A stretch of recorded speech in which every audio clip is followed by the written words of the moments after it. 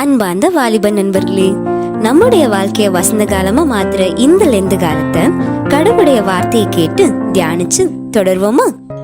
Hello everyone, praise the Lord. இன்று நாம் தியானிக்க இருக்கும் தலைப்பு வாழ்வு தரும் நம்பிக்கை.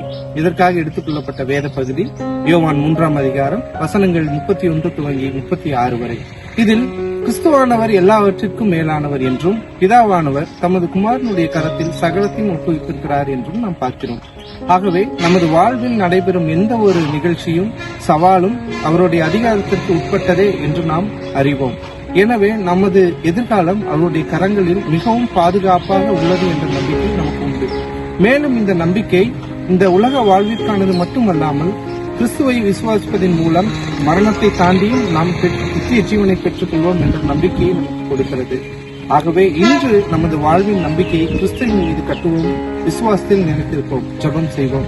அன்புள்ள ஆண்டவரே, இன்று எங்களுடைய வாழ்வின் எல்லா சூழ்நிலைகளிலும் கிறிஸ்துவே மேலானவர் என்ற நம்பிக்கையோடு வாழ எங்களுக்கு உதவி புரியும். ஆமேன்.